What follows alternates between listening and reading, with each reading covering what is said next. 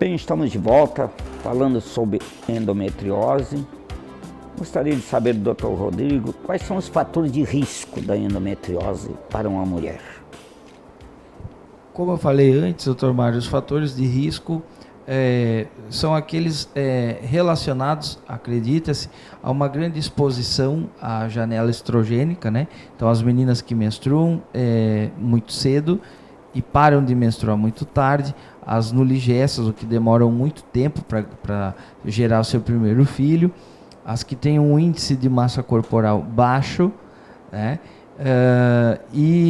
Pacientes expostas a cirurgias uterinas, principalmente aquelas cirurgias que poderiam causar algum grau de exposição do endométrio, né? E esse endométrio podendo então se disseminar para outras estruturas. Esses seriam os fatores principais. O que pode diminuir o risco de uma mulher desenvolver endometriose? O exercício físico moderado a intenso, pelo menos 2 horas semanais, e com início em idade precoce, quanto mais jovem a mulher iniciando a atividade física, nessas intensidades, isso traria um fator protetor a ela. Filho em idade precoce, o que hoje a gente sabe que não faz parte da realidade da maioria das mulheres, porque as mulheres procuram a sua independência, então vão estudar, trabalhar, então cuidam da carreira profissional e deixam para constituir a sua família em idades mais avançadas, né? O anticoncepcional não se sabe se ele é um fator causal ou protetor, ainda não se tem evidências suficientes para isso, mas basicamente aqueles fatores que poderiam trazer um risco maior são aqueles fatores que expõem a mulher a uma janela estrogênica maior. Outra coisa importante que eu acho, assim, o fator familiar. Mãe que já teve endometriose, irmã, há mais suscetibilidade para a pessoa ter a endometriose da mesma família? Os estudos mais recentes mostram uma associação em torno de 7% apenas. Então, é lógico que aquela paciente que tem a mãe, irmã, tia com endometriose, vale a pena se investigar, né? Principalmente quando existem sintomas associados, mas a porcentagem de ocorrência em famílias é em torno de 7% apenas. É uma incidência baixa. Na sua experiência, Dr. Rodrigo, assim, a endometriose, ela não pode, muitas vezes não fica restrita só àquele órgão ginecológico. Na sua experiência, assim, o aparelho digestivo, principalmente o reto sigmoide, pessoas que têm essa manifestação muitas vezes do aparelho digestivo ali, do sistema do colo, descendente, sigmoide, reto, pode ser foco de endometriose também, né? Com certeza. Para que as pessoas entendam um pouquinho melhor, da frente para trás, né, do púbis até a região do sacro, nós temos primeiro a bexiga, depois o útero, um pouquinho viradinho para trás, as 2 trompas e os 2 ovários, um de cada lado. Existe um espaço, tá? E logo depois o intestino. Ou seja, os ovários e as trompas estão intimamente próximos ao intestino terminal, ao reto e ao sigmoide. E como eu falei antes, a principal teoria de disseminação da endometriose é justamente essa menstruação retrógrada, é sair endométrio através das trompas e cair na cavidade pélvica. Então, como a trompa está muito próxima ao intestino, o intestino é um dos principais locais para proliferação de foco endometriótico, e a endometriose, com certeza, ela traz repercussões drásticas, né? Então, aquela paciente, cada vez que vai evacuar, ela sente dor. Essa sensação dolorosa durante a evacuação é maior no período pré-menstrual. Ela tem a sensação de evacuação incompleta e, raras vezes, mas também acontece, pode haver até a presença de sangue nas fezes. A região vaginal, ela também é separada por uma pequena película do reto. Essa película chama septo reto vaginal, que é um dos principais focos de endometriose. Então, a paciente, além de ter bastante dor, geralmente, durante a relação sexual, ela também vai ter muita dor durante a sua evacuação. E a relação sexual também pode, muitas vezes, a endometriose dá dor, né?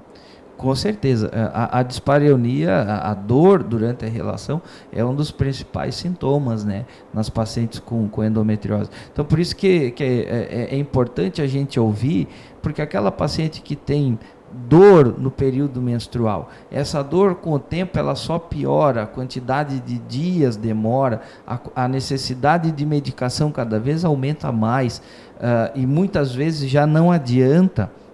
E associada a isso, essa paciente tem dor na relação, não consegue engravidar. São pacientes que a gente tem que ter um cuidado especial, porque os trabalhos mostram que o diagnóstico chega a ser retardado em torno de 7 a 11 anos. Então, quanto mais a gente prestar atenção e quanto mais a gente investigar, e um dos principais métodos, como eu falei, mais simples, né, é a ultrassonografia pélvica, ela pode ajudar em muito, e ela tem uma sensibilidade muito maior do que outros exames, como a ressonância, inclusive para detectar lesão no sistema gastrointestinal, reto, sigmoide, enfim, ela tem até uma especificidade, uma sensibilidade maior para determinar o grau de invasão nas camadas do intestino. Isso. Então é um exame simples que está disponível. Lógico, a gente precisa de profissionais gabaritados, estudiosos do método, que saibam realizar de forma adequada, com o preparo adequado, para facilitar a visualização dessa imagem. E principalmente que tenham calma durante o exame, né, doutor Mário? Isso. Procurar a lesão, porque muitas vezes ela não se mostra de primeiro. É um exame da paciente. É um exame da paciente. Existe o peristaltismo, que é o movimento do intestino, e muitas vezes esse movimento pode deixar a lesão de uma certa forma encoberta, mas que logo ali, alguns minutinhos à frente, ela pode se mostrar. Isso. O tempo está passando rápido e o assunto ainda tem bastante, mas vamos lá. Qual é a alternativa clínica ou cirúrgica para os pacientes portadores de endometriose? Há uma perspectiva boa, assim? O tratamento clínico ele vem evoluindo, né, durante os anos. A gente reserva o tratamento clínico principalmente para pacientes com poucos sintomas, né, ou com intensidade não tão grande de sintomas. Pacientes jovens, né, e com poucos focos ou focos não visíveis aos exames de imagem tradicional, e que a gente não pretende levar de um primeiro momento para a videolaparoscopia, que seria o padrão ouro. Então hoje existe uma infinidade de drogas, né, que pode se usar desde anti-inflamatório, anticoncepcionais orais. Hoje se prefere usar os progestágenos, e dentro desses progestágenos uma droga chamada Dienogest, que tem apresentado os melhores resultados e menos efeitos colaterais. O progestagênio ele é uma droga que a gente tem que ter cuidado, principalmente a longo prazo, uma vez que a endometriose não tem cura, ela tem tratamento, então a paciente vai precisar usar a medicação por muito tempo. Os progestagênios antigos, eles podem induzir, então, perda de libido. Isso leva então a uma redução da qualidade de vida, né, da paciente, transtornos, né, dentro dos relacionamentos,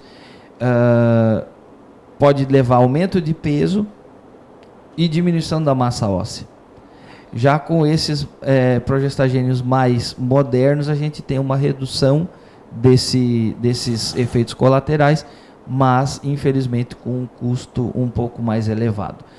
Naquelas pacientes que a gente tem uma intensidade de sintoma muito grande, essas pacientes são muito jovens e desejam engravidar, e que têm lesões muito grandes, principalmente, né, lesão intestinal, enfim, se lança a mão do tratamento então cirúrgico, e muitas vezes acaba se precisando também de técnicas de fertilização, ou inseminação, ou a própria fertilização in vitro, porque dependendo do grau e da localização das lesões, ela pode trazer distorção anatômica irreversível, para que essa paciente consiga engravidar de uma forma natural. Muito bem. Felizmente estamos chegando ao final desse bate-papo aqui tão importante com o Dr. Rodrigo, mas ele promete que voltará em breve com outros assuntos nessa área. Mama, e a parte de obstetrícia, que é muito importante falar um pouco sobre os bebês. E eu gostaria de deixar ao Dr. Rodrigo as considerações finais, porque estamos encerrando o programa. Muito obrigado mais uma vez, doutor Mário. É uma grande satisfação, uma grande honra estar aqui junto com o senhor. Um expoente, né, da nossa profissão aqui na região. E agradecer a paciência e o carinho dos ouvintes, dos telespectadores da TV Tubá. Muito obrigado e espero em breve estar aqui com vocês novamente. Muito bem. Muito obrigado a todos. Até breve.